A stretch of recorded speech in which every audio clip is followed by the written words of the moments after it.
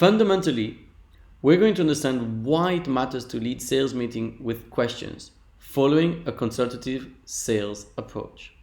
The word consultative implies that we're acting like consultants. Our job is less to sell, but more to empathize with our clients.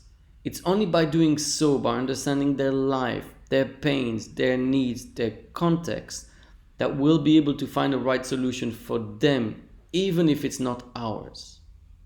The outcome of this exercise will effectively be a playbook, which is an ordered list of questions that you'll be able to ask to the different customer personas or buyer roles. It's a bit like a partition in music. You'll follow it at first, and over time you'll start detaching yourself, because obviously not all conversations are exactly the same. So, why does this matter so much? By far the most important reason is time. Time is in general our most precious resource, but definitely as a salesperson. And in my experience, I've seen so many salespeople, myself included at the beginning of my career, wasting time on opportunities. The time you are spending on an opportunity that is not worth it is time you're not spending on an opportunity that could be worth a lot more. You can only take that many sales calls and meetings. And if you don't qualify, that means qualify out, then effectively you're going to be spending time on a client that you shouldn't be spending time on. Like with the pen, if the person never writes, either it's a great opportunity because you have an opportunity to sell them something, because actually they'll discover something new, or on the opposite, you're wasting your time because they're never going to buy a pen from you. And your job is to uncover through more questions whether it's going to be the former or the latter. And if it's the latter, then you should stop working on that client as soon as possible. The second reason is about adapting your pitch. Generally speaking, your solution solves different pains and needs for the client. And it's your job to adapt it on the basis of what you understand. In other words, there's no point you selling me cheap pens if I'm somebody that's going to buy luxury. Now, you may still want to explore whether there's an opportunity for cheap pens, because sometimes the world is full of surprises. But fundamentally, there is no reason to really focus your attention on the value of the pens when the person is looking for quality or luxury. At the end of a conversation, talk about what matters to them, not to you. The third reason is about basic psychology.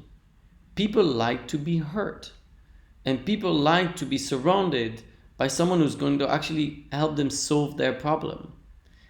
If I, as a client, know that I'm trusting you, that you have my interest at the center and not yours, then I'm more likely to open up. And the more I'm likely to open up, the more I'm likely to build trust, the more I'm likely to actually buy the product if it's right.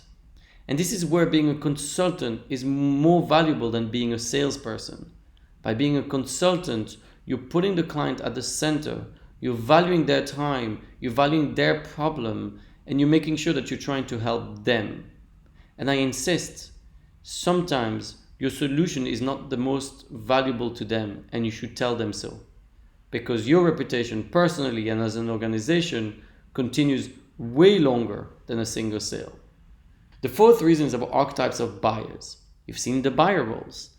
But equally, people behave very differently. Some people are very political inside the organization. They want to look good. Some people are very helpful. Some people care about doing good for society. Some people couldn't care less.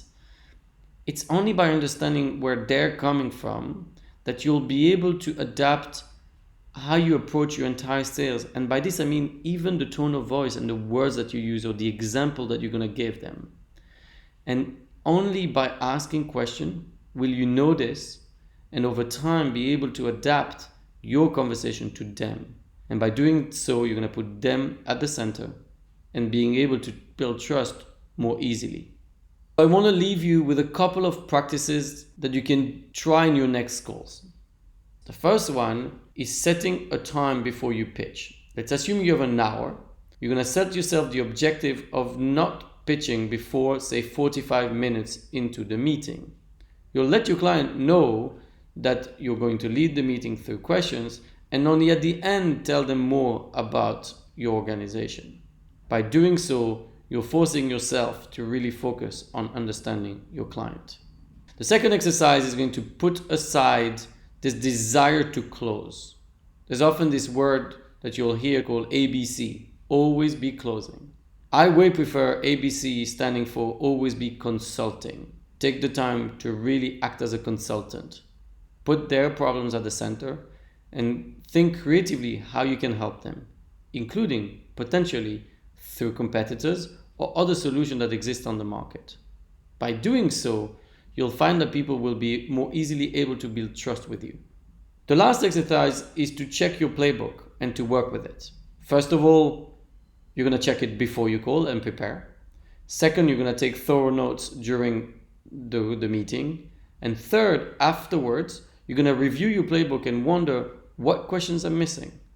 What question did I ask that isn't in the playbook? And then steal and share with your peers to make sure that over time you're improving your playbook dramatically.